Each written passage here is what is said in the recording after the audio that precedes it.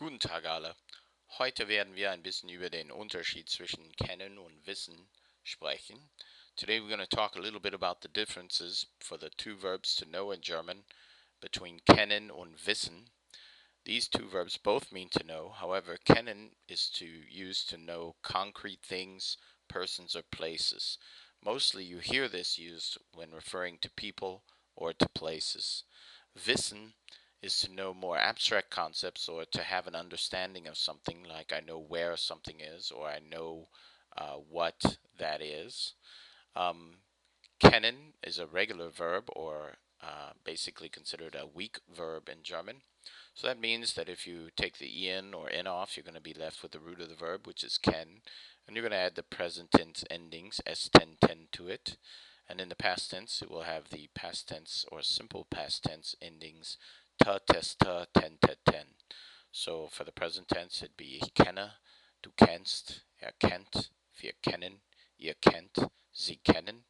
And for the past tense, it would be ich kannte, du kanntest, kannte, wir kannten, ihr kanntet, and sie kannten. And the past participle of kennen, which is used in the present perfect tense, is gekannt. Wissen is considered an irregular verb. It does not follow the rules for the S1010 endings, so you basically have to learn irregular verbs by themselves because they change in different ways. There are some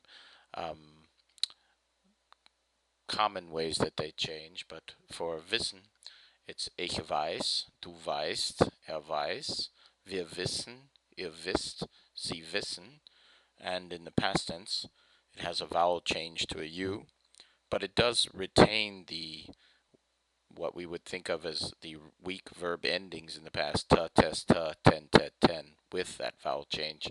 So it's ich wusste, du wusstest, wusste, wir wussten, ihr wusstet, sie wussten. Now when you use kennen, you are definitely going to need to know the direct object pronouns or the accusative case pronouns. Hopefully you already know the subject pronouns, nominative case pronouns. But for direct object, for me, it's mich. For you, it's informal you, it's dich. For him, it's ihn. For her, it's sie. In fact, all of the subject pronouns that are sie stay sie as direct objects. So s is s, but in German, you have the added capability of referring to a masculine noun as ihn or to a feminine noun as sie. And then uns is us, euch, y'all, as we say in the southern United States, and sie for the formal you, and sie for them. A lot of times people ask, well, how do you know which sie you're referring to? In this case, it would primarily be by the context of the sentence. So, hier sind ein paar Beispiele mit dem Verb kennen. We're going to do these in the present tense. I know you, ich kenne dich. Do you know Atlanta? Kennst du Atlanta? Or kennen Sie Atlanta? Should be a question mark there. We know her. Wir kennen sie.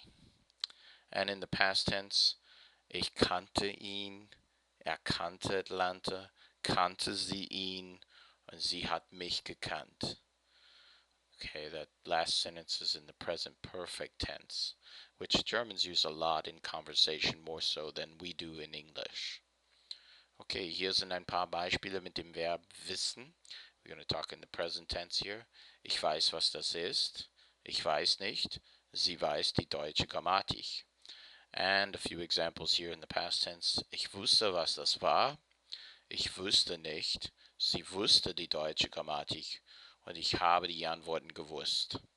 So, ich hoffe, dass das dir eine Ahnung gegeben hat, wie du diese zwei Verben nutzen soll. Okay?